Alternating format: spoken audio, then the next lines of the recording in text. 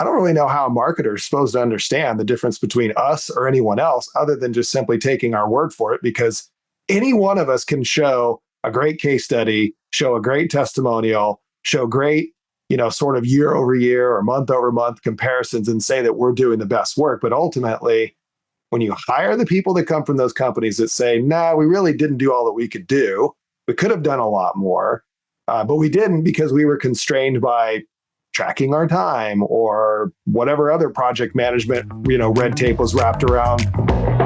Welcome to Contrary to Popular Opinion, a podcast hosted by Vuja Dé Digital. In each episode, we bring you provocative topics and novel perspectives around leadership, business, and marketing that defy the norms because exponential growth demands unconventional thinking and visionary action. So open your mind and let's get into this week's episode. Hey, I'm Todd Juneau, one of the founders of Vuja Dé Digital, and I'm joined with my partner, Kelly. Hello. We're here on our first episode of Contrary to Popular Opinion, and our purpose is to really talk to people about transformational business and marketing perspectives. Kelly and I, as the co-founders, came together under a very common idea and vision of what we thought our work and our industry should be about, but we're pretty different at times. We're different age, different belief systems. Collectively, however, we are always on the same page about what we need to do as a company for clients that are trusting us with investment strategies. Our mission really at Vuja Dé Digital is to deliver on an unexpected outcome and what would otherwise be familiar territory in the agency business.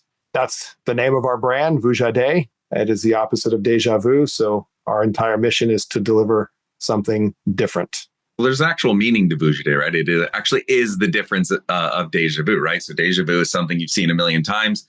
Vuja Dé is something you think you've seen a million times, but is actually totally different. Well, that's the goal, right? So in this first episode, Kelly and I are going to debate different perspectives on marketing and in particular, digital media buying and analytics. This is the study and the field that we play in. And we're going to talk about this as it pertains to how business outcomes are achieved the right way, in our opinion, and sometimes in other ways, which we don't necessarily buy into. And so we'll talk about performance marketing. We're going to talk about compensation and how that changes or impacts behaviors, both on the side and even the client side, and what those different perspectives and outcomes ultimately do for us in general. All right, Kelly. So what do? We do a lot of digital media, do a lot of data and analytics. You and I have been doing this for a long time. We've also agreed that, in our opinion, a right way, and perhaps not such a right way to do what we do. I think where the impetus of this started was sort of the evolution of programmatic technology, really in the digital media space. What about that changed the game for you? What made you think that things are no longer being done the way they should be done, or how did the technology impact what we do differently? And where did you really see the opening? I'll go to the genesis of sort of where we started out with the company, but it's interesting, as I say, because it's coming back around and I'm seeing it again with this whole AI thing and almost the same theme that drove in there. So kind of going back to the original of buying media and where I started in my digital media career, it was as early as you would pick up the phone and you'd talk to reps and you'd negotiate things. And there was a very interesting world where the amount of work and the relationships and the knowledge that you had, it was very time consuming and it made a difference who you knew and who was working on it. And then all of a sudden, technology did start to creep in and take over. And you started to see things like aggregators and ad networks. And that turned into more of the programmatic space. And this is when some of the auction-based things really started to become more prevalent. And as you know, we were in our agency and that kind of got bought by that holding company. And they had a vision and they had dollar signs in their mind. And they asked us,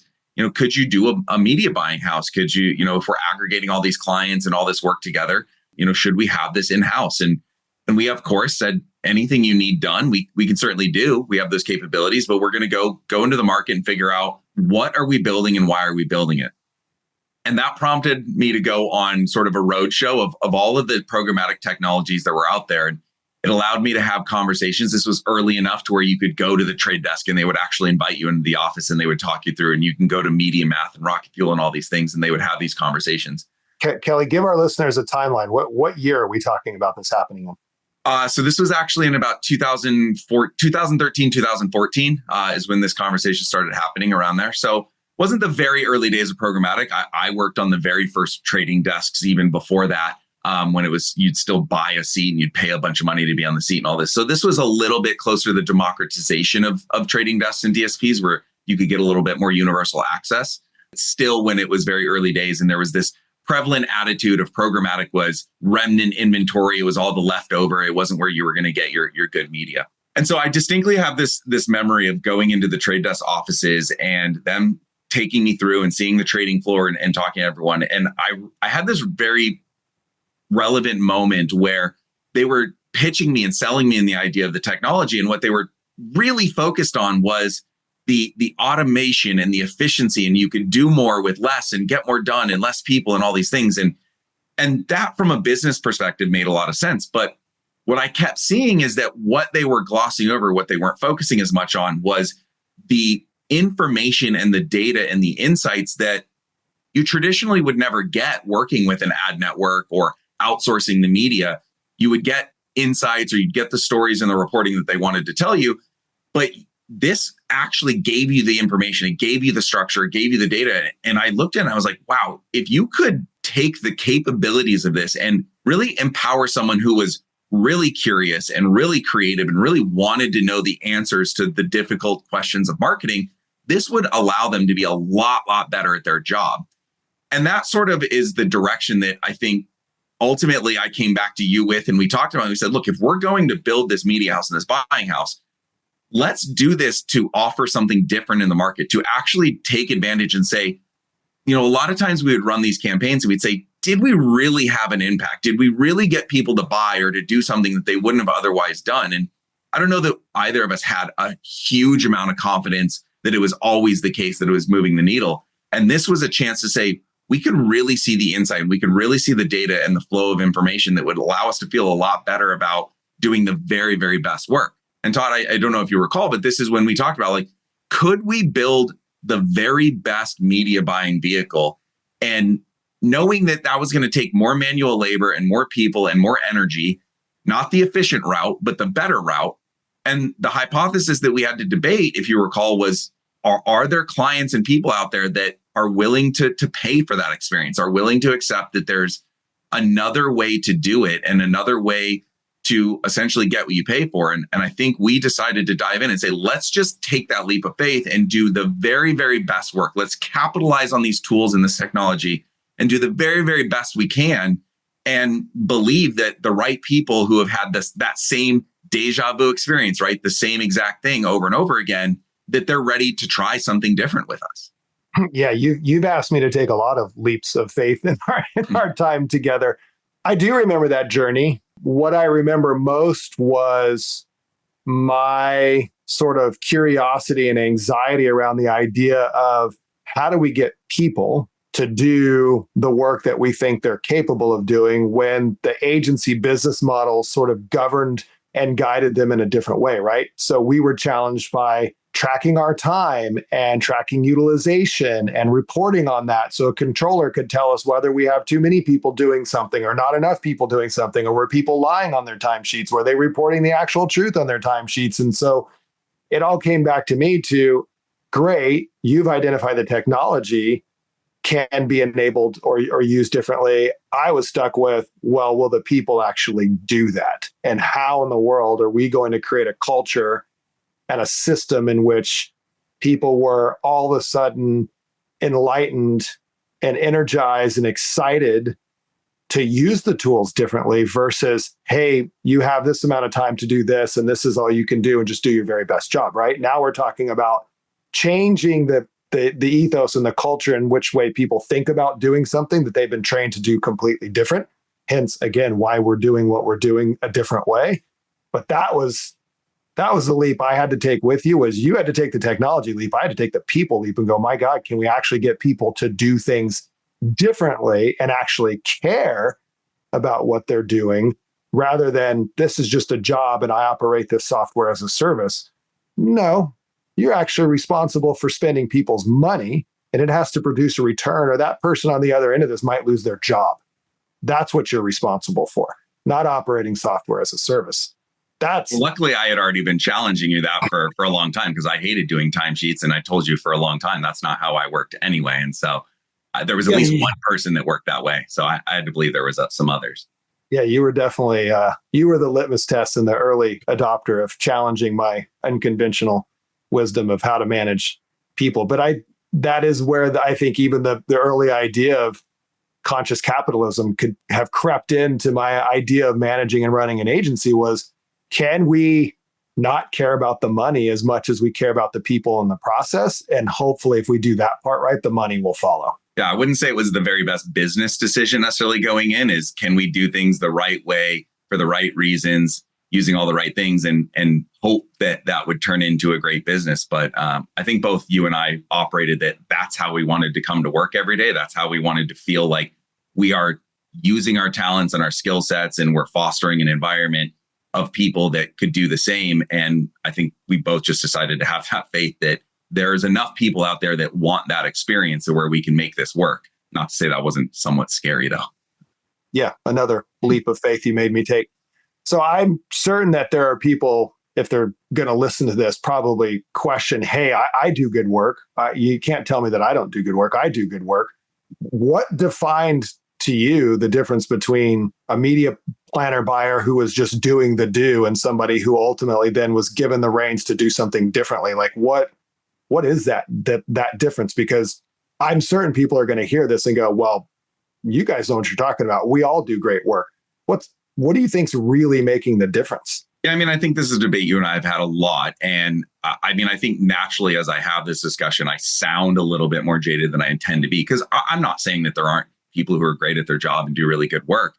But I think by and large, the experience at larger agencies and most structured agencies, the way that it is, and honestly, what you and I experienced in our own holding company environment to a certain degree is it is a business first and foremost, right? There is a structure to it. There is a bottom line to it. We've joked around a lot about, look at these big agencies, and we talk to clients and we look at what they're charging in terms of the percentage of media and how bottom line and race to the bottom it is. Yet they have these fabulous New York offices and they sponsor these conferences. And we're like, where does that money come from, right? Like the math doesn't add up. It doesn't go into that. And it's because ultimately, from a business perspective, a lot of those decisions were always being forced from a business first. How do we make money? How do we maximize it? How do we do what's in the best interest of the agency? And again, this is something you and I talked about. Can we be client first? Can we look at what is the best possible work for the best possible outcomes? And that allowed us, I think, when we went and interviewed a lot of people and we tried to fill out our staff, what worked so well for us to kind of what I would call cherry picking the best talent is offering them an environment that let them spread their wings, where they weren't going to have to limit themselves by, you have this many hours to work on a client, and once you reach those hours, you have to stop and move on, or we can't afford to do that, or you have to charge this margin. I mean, how many times are we told, like, hey, there's a little bit of extra margin coming back, or there's a rebate coming back from Facebook or Google, and let's just tuck that around on the bottom line of things. And there's just these decisions that aren't made client first that we didn't always have the freedom to make those decisions. I'm not saying everyone does, but that's just an example of the agency first, not client first model that I think we found people really like that ownership and that ability to say, this is my client, this is my chance to do the absolute best work. And I have a leadership team that's going to support me and back me on that. And I'm going to have the freedom and flexibility to be creative, to think outside the box, and to say, this isn't a checklist of tasks for a client, but I am looking to drive this business forward. What do I think is going to do that?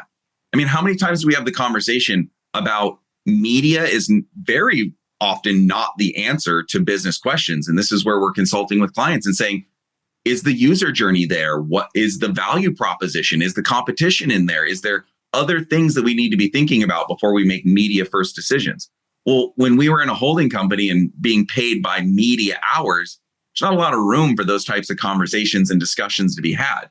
Versus in our structure, we can think about our clients and say, we're being hired to market and sell this client's business, there's a lot of components that aren't buying Facebook ads that's going to do that. Let's think about it all and let's map that journey. And I think we found a lot of people that like that freedom and flexibility and that ownership, in addition to some other things. I mean, we can talk about some of the sort of the overall structures of the company and the way that we support our people, but just empowering people to be the best version of themselves. I think we found a lot of people, and we've heard validation. People have come from these big agencies and confirmed a lot of our sort of jaded suspicions on this is how we think business is run.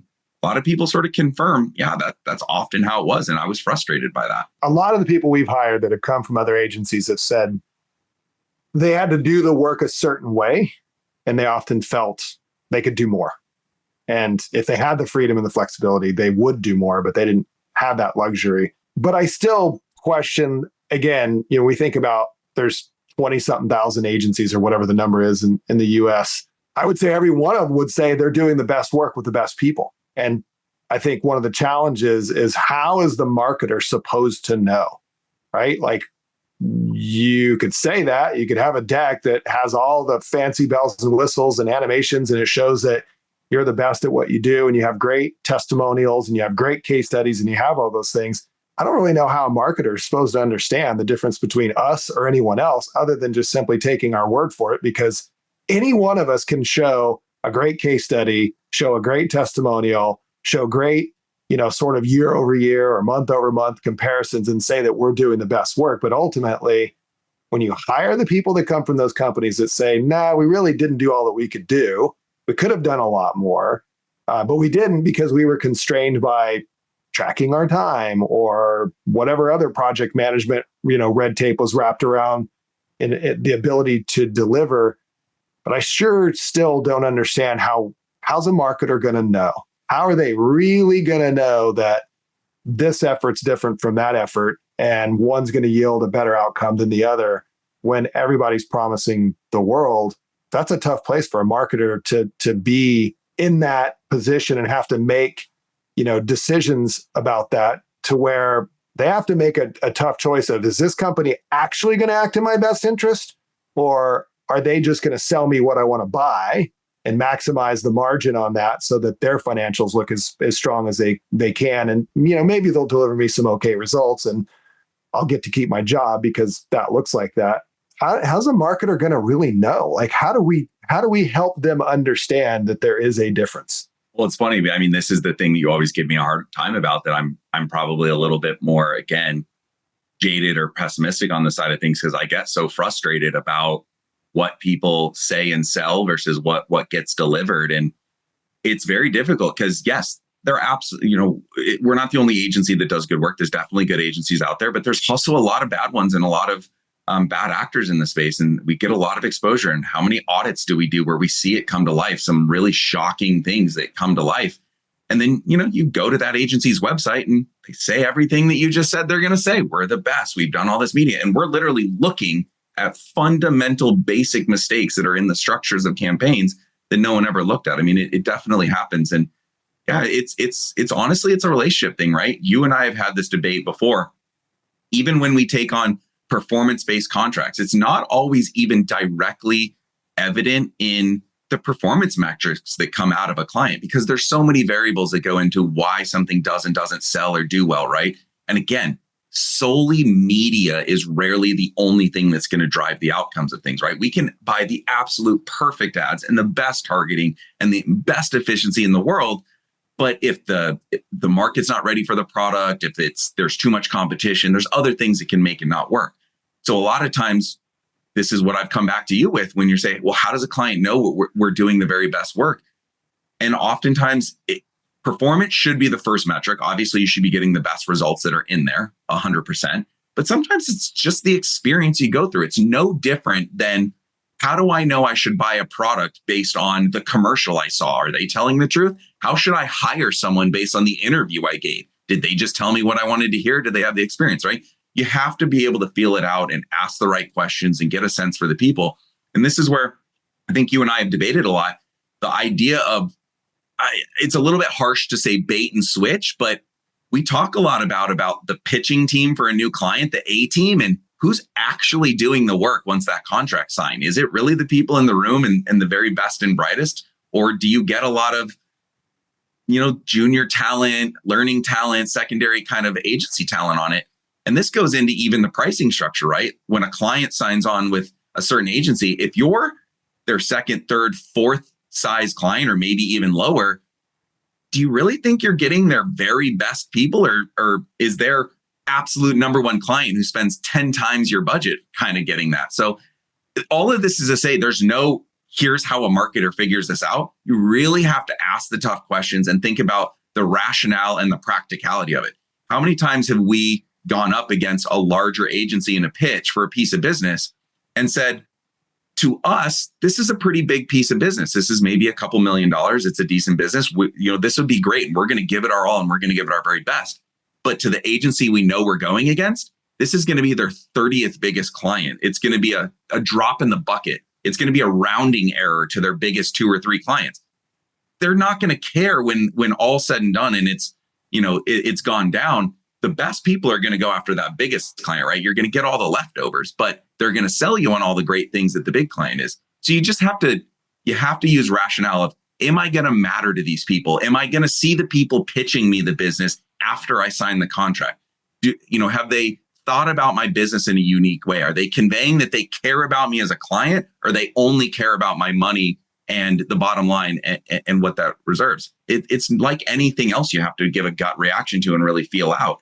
And I think that's why we do so well with our clients, is because when we send out our agency scorecards, the responses we get is generally the relationship and the attention and the care that we give the client. It's very rarely, we do obviously deliver great performance, but that's not what our clients care about with us. It's our team knows our business as well, if not better than we do. It's proactiveness. It's the level of care and attention, because as long as you have smart people, that's the only difference. Otherwise, everyone can buy Google ads and Facebook ads the same way. It's a pretty open platform. Yeah, but I think the results do matter, right? Yes, we have been successful at creating a different relationship. Again, it's all part of our brand promise and why we're doing what we're doing versus what we could be doing. But the performance still matters. The business performance, the outcomes are still what keeps the CMOs, the directors of marketing, the brand managers in their job, because they've made a risk, taken a risky, position, or made a risky decision to bring on a partner like us, and they're just praying that we're going to deliver great results, and the results do matter. But I often wonder, to your point, how many times have we taken over an account from another agency and we kind of hear the same thing over and over again? Yeah, I just didn't think that they were listening, or they never brought new ideas, or they never really developed, new strategies. I felt like it was always us having to bring, the ideas and ask them to do something, or tell them they should be doing something. And again, I go back to, well, why is that? Why does that agency operate that way? Why are there people, which you and I debate all the time? I think there's great people out there that are capable of doing great work, and they're just not doing great work. But I still don't fully understand the reason why, if not for nothing more than the business model, what I would consider the antiquated business model of agencies still thinking that they have to manage time and work differently than we've figured out a way to do it, and just simply do the best work that can be done, we believe, within the time given, and the outcomes are good. But there's still good people out there doing good work, but the performance ultimately matters. And yet every time we take over something from smaller agencies or even the big ones, the bar is pretty low. Like, it's not hard to outperform and beat the results. And I still just wonder if that's a function of maybe they priced the work really low, so they're just not spending that much time on it. And so they're taking a very, very low percentage of media fee. They're buying volume media to try and make volume numbers look good on paper, or they're not plugging in advanced analytics in order to measure things from more of a business perspective versus the vanity sort of media metrics perspective. I wonder if that's still a function of how the agency's compensated, or is it a function of how the people are motivated to use the tools? Either way, still seems like the bar is pretty low, and there's a lot of opportunity out there. But again, marketers need to know that not everything's the same. I think you always bring up the concept, and maybe you can explain this, the concept of media is not a zero-sum game. So when you say that, and a marketer hears that, ultimately, what are you trying to convince them of? What does that really mean when you bring up media is not a zero-sum game? I'll get to that in a second. I mean, just going back to what you said with the performance stuff, we could do an entire episode about all of the follies and mistakes and issues that we've seen when we've taken over accounts, and all of the reasons and the valid reasons that can happen. Everything from good employees having too many accounts and not enough time and being into it, structures, turnover in accounts, people just switching every couple of months, and new takeovers and handovers. There's a million reasons why that bar often is low. I do think a lot of it is around agency compensation and structure and employee motivation and things of that nature. Ooh, I want to talk about that. Yeah, I think that could be a great one. But I think it comes back to when we say it's not a zero-sum game, right? At the end of the day, like I said, digital particularly is pretty agnostic, right? There's very little super secret sauce and proprietary thing that no one else has access to, right? If there's something... Yeah, but all the big agencies claim it. They all show it on their They claim it, but within reason... It, and they label it, and they say this is their magic bullet to how everything gets done better. And it's all fine. I get it. People will package it, and you can debate and argue that. But at the end of the day, the things that are really going to move the needle for business, Facebook ads, Google ads, programmatic ads, data, models, all of that, if it's valuable, someone is out there licensing it and it's available. If we want to buy that on the behalf of a client, if it's going to benefit a campaign, we can access it. Someone will license it to us. Someone will give us access to it. And at the end of the day, you can arm your people with what it's going to take to do 99% of the value that's going to come out of a campaign. So what makes a difference between person A and person B delivering results in a campaign? And this is where you and I have kind of laid out the debate of it is the motivation and the structure and the reason why we're doing the work. And this is why we work with our employees to make sure they participate in the benefits of their campaign, right? They're not simply locked into their salaries and their contracts and where it's at. They can see that input. We make that consistency on clients. We try and make sure we structure an environment where they benefit, they participate, they're on the calls, they have that responsibility. We don't promise things and then make them deliver on it. We consult them on what's the right thing to do. How should this be done? They sort of have that ownership. We don't limit them by time cards. We don't make it billable hours and certain utilization rates. Are these all the best ways to necessarily run the absolute best efficient business? Would we maybe be listing our company on the stock exchange next week? Probably not. But I think you and I feel really comfortable that we're doing the absolute best work that can be done for every client that's entrusted us with it. And we've had this debate. The few times that we haven't been able to hold on to a client, we've taken a good hard look and said, do we think they're going to go anywhere else? And did we leave a stone unturned? Did we not figure something out? And I think we're rarely in a situation where we feel like we left something on the table. Usually we come to the conclusion that, maybe the market wasn't ready for that product, or maybe it was in there. Do we know that for sure? No. But I think we really make sure that it goes through all of that. And when I say that, it goes back to media buying is not a zero-sum game. You can rarely make or break a company purely on marketing. You have to make it a piece of the puzzle. Work with your clients, understand why we're buying what we're buying, what can we learn, what can we do better, what should we stop doing, and ultimately just make sure that the resources that you're being empowered with, you're making the best possible decisions for the best reason. And that requires that alignment with the clients and understanding the business and just having that certain level of care. Can we do this if we ever grow to hundreds of employees? That's a debate we've had as well. But at the size we're at right now, I think that there's a size of the market where the right size of client with the right need that maybe can't be a big fish in a massive pond that's working on Procter and Gamble and McDonald's. We can offer a service and an environment where the best work can be done within those resources. And I will always debate. AI is throwing this in a little bit. This is a whole nother episode we'll have, but better people motivated for better reasons are going to deliver better results than just anyone off the street that's going into the Facebook ad platform or the Trade Desk ad platform or trying to buy those decisions. It's the thought that goes into it. It's the creativity. It's the curiosity. It's the, it really matters to me. It really irks me if my campaign's not performing the way it should. Like that, as a media buyer, our people, that should really bother them. That should keep them up at night. They should be thinking about, man, why is my performance going down? What am I missing? What's going in there? How do you have to cultivate that with people? Sure, there's some big agencies that can do it, but that's not the easiest thing to cultivate with people. Well, that's a good segue because we've got a lot to say. And if marketers or business people out there are interested in hearing two guys from different generations coming together and debating a whole lot of things relative to marketing and spending money and influencing consumers and running a business, how to motivate and engage employees and keep them excited about what they're doing. We've got a lot to talk about here and a lot more shows coming up. I think I want to end these shows with sort of a two-statement piece. So what I want to know from you is for the end of this show, what is one thing that has gotten you excited in the last week of our world and technology and what we do, and what is one thing that scares you? My answer might be the same for both, just different takes on it. I think obviously we're all talking about artificial intelligence and AI and what it can do. And I think there's a very, very exciting component of that. I alluded to the fact that, I'm seeing the same possible avenues around that, cost savings and efficiency versus quality and outputs and where that goes.